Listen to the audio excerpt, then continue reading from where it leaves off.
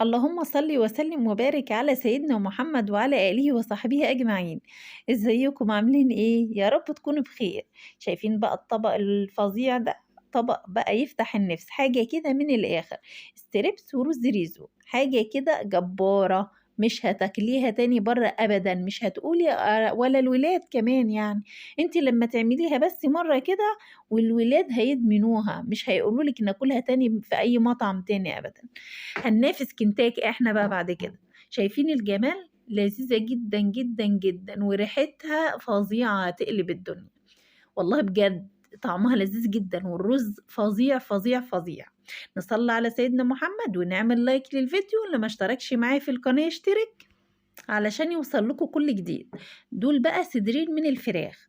احنا بقى هنقطعهم شرايح رفيعة كده. انا هعمل صدرين فراخ علشان انا هعمل غدا يومين. انا رايحة مشوار بكرة وهتأخر ومش هلحق اعمل غدا، فيبقى عندي الغدا جاهز على التسخين. انتي لو هتعملي غدا يوم واحد اعملي صدر فرخة واحد بس. انا قطعت بقى الفراخ شرايح رفيعة كده زي ما انت شايفة حجمها عامل ازاي او سمكها عامل ازاي. يعني ما تبقاش رفيعة جدا، لازم يبقى تبقى محملة برضو فيها ايه لحمة علشان ما تتحرقش منك وخلاص وتنشف. تمام كده. شوف بقى البهارات بتاعتنا اللي هنحطها على الفراخ. معايا توم باودر وبصل باودر وزعتر وفلفل اسمر وبابريكا وملح وكمون. تمام كده. وحطيناهم بقى فوق الايه، فوق الفراخ، ودي معلقة كبيرة من الكاتشب. هنتبلهم بقى كويس جدا ونقلبهم كويس جدا في التتبيلة دي. هنكتر يا جماعة معلش من البصل البودر شوية، يعني لو هتحطي معلقة حطي معلقتين بصل بودر. تمام كده. انا بقى مش عارفة اقلب الفراخ في الطبق فقلبتهم في بولة كده علشان اتبلهم كويس. الفراخ يا جماعة تقعد في التتبيلة 3 ساعات تقريبا علشان تبقى متبلة كويس جدا. او يستحسن برضو انت قبل ما تنامي تتبلي الفراخ دي وتحطها في التلاجة، يبقى اسهل لك يعني علشان تبقى في واكلة من التتبيلة كده تبقى طعمها حلو. دول بقى معايا ايه، معايا كوباية من الدقيق وعليها نفس البهارات اللي حطيناها على الفراخ ما عدا الزعتر. تمام كده. وهنحط عليها معلقة بيكنج باودر صغيرة، وهنحط 3 معالق كبار من النشا. تمام كده. هنقلب بقى المقادير الجافة دي كويس جدا كده. ومعايا بقى مية هنعجن بيها المقادير دي. هنخليه بقى يعني كفر اللي احنا هنعمل بيه طبعا الستريبس يا جماعة. هنقلبه كويس جدا. طبعا هو تقيل، انا كل شوية هزود مية لحد ما يوصل للقوام اللي انت هتشوفيه دلوقتي. وبكده بقى احنا نبقى جهزنا الخلطة اللي هنغطس فيها ايه ال- الستريبس بتاعنا. تمام كده. هنركنها بقى على جنب كده ونشوف الرز اللي هنسويه، وبعد كده نرجع بقى للخليط بتاعنا هنشوف هنعمل فيه ايه. طبعا يا جماعة شايفين القوام عامل ازاي، لا تقيل ولا خفيف قوي. تمام كده، وسط يعني. ده الرز بقى بتاعنا اللي احنا هنعمله، رز مصر عادي جدا. والبهارات بتاعتنا كاري وكركم ومكعب مرق الدجاج وفلفل اسمر وملح وكمون وبابريكا وايه، ودي معلقه عسل كبيره. وطبعا يا جماعه ما ننساش مكعب مرق الدجاج وبصلايه كبيره. ده صويا صوص هناخد معلقه بس كبيره منه، مش هنستعمل منه كتير يعني. بس التتبيلة دي يا جماعة بتدي طعم للرز فظيع. انت هتشمي ريحته بقى وهو بيستوي كده، حاجة كده رهيبة. هنحط طبعا سمنة وزيت في الحلة. طبعا انت بتحطي السمنة والزيت حسب كمية الرز اللي انت هتعمليها. طبعا احنا ايه شطار قوي بنعمل رز كتير، فاحنا عارفين المقدار اللي هنعمله كويس. طبعا هنجيب البهارات بتاعتنا هنحطها مع السمنة والزيت دي وهنديها تشويحة كده، هنشوحها لحد ريحتها ما تطلع. ومكعب مرقة الدجاج ده يا جماعة يعني لازم يفك معانا كده وريحة البهارات تطلع معانا واحنا بنشوحها كده. وبعد ما نخلص بقى كده خلاص تمام كده، هنجيب بقى الرز بتاعنا هنضيفه بقى، هننزله في الحلة كده.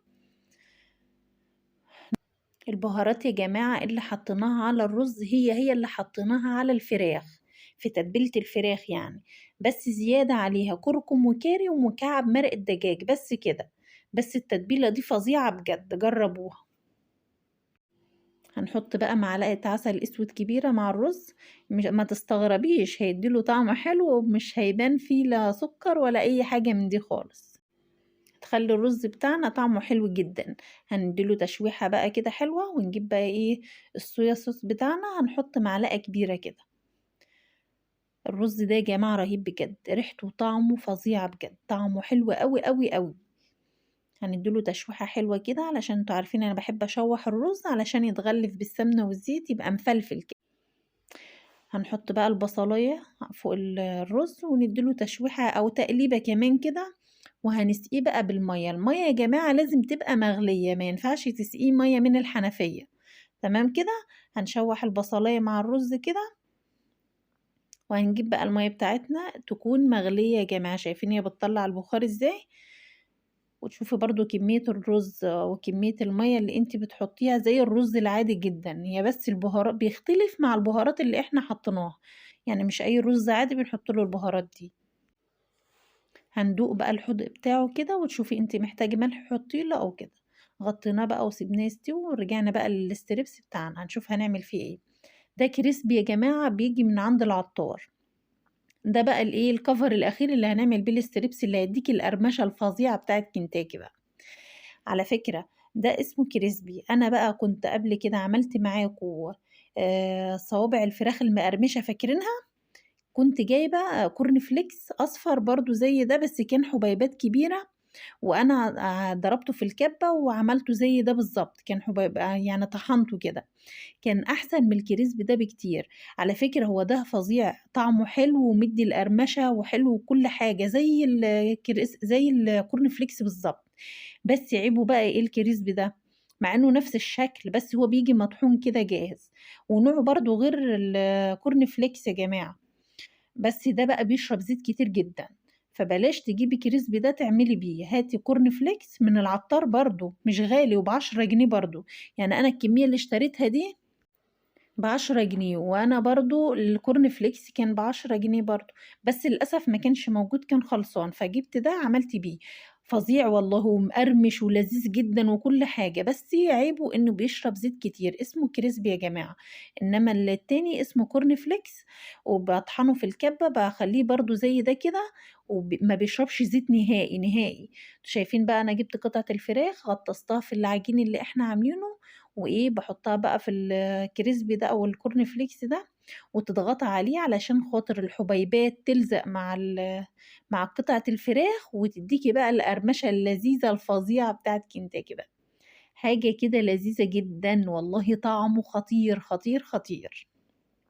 لمّا تعمليه مش هتبطّلي تعمليه بعد كده، كل يوم عيالِك هيقولوا لِك اعملي لنا مش هياكلوا فراخ تاني مسلوقة، هيقولوا لِك اعمليها لنا كده، طعمها لذيذ جدًا، والكريسبي ده أو الكورن فليكس يعني مخلّي القرمشة من برّه رهيبة، ويا جماعة أنتِ شايفة قطعة الفراخ أنا عاملاها صغيّرة إزاي، بسم الله ما شاء الله يعني كبرت كده، تحسّيه بقت بانيه مش الستريبس، يعني تحسّها بقت بانيه كبيرة كده، محمّلة بقى كده بسم الله ما شاء الله وحلوة جدًا.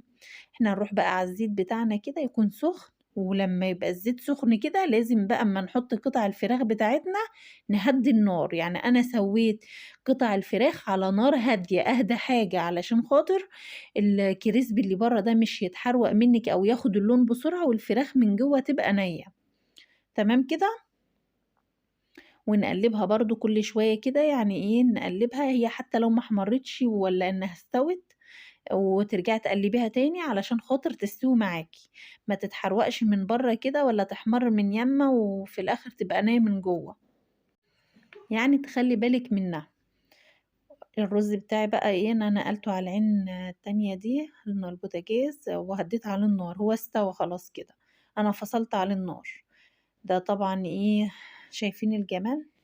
هنطلّعه طبعًا على طبق في مناديل مطبخ، زي ما أنتم عارفين أنا قُلت لكم الكريسبي ده يا جماعة أنا جرّبت ده وجرّبت الكورن فليكس، مع إنه والله نفس الشكل، يعني أنا لمّا طحنت الكورن فليكس برضه جايباه من العطار زي ما قُلت لكم مش من السوبر ماركت ولا غالي ولا أي حاجة، ب10 جنيه برضه كمية كبيرة، بيشرب زيت كتير الكريسبي ده، كنت كل شوية أزوّد زيت، أزوّد زيت، إنما الكورن فليكس لمّا كنت باعمل بيه الفراخ ما كنتش بازوّد زيت وكان اللي أنا كنت باقلي فيه الزيت اللي كنت باقلي فيه فضل للآخر معايا بصراحة، إنّما شوفي أنا كل شوية كنت بازوّد زيت، فبلاش الكريسبي ده تجيبيه، هو نتيجته فظيعة والله بجد بيقرمش وحلو جدًا، وما فرقش خالص، خالص عن الcorn flakes شايفين الجمال؟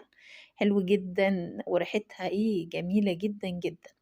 باقول لكم الكورن فليكس ما يفرقش حاجة خالص عن الكريسبي ده، هُم الاتنين النتيجة واحدة، بس العيب الكريسبي ده إن هو بيشرب زيت كتير جدًا، ولازم نطلّعه على مناديل المطبخ عشان الزيت. تمام كده يا حبايبي؟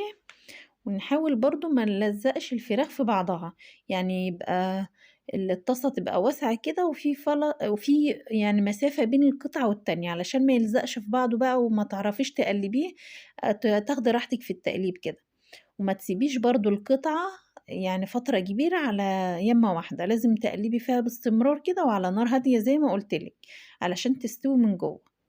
شايفين بقى الجمال؟ شايفين الجمال؟ وبيضة من جوّه مستوية وطعمها والله بجد رهيبة.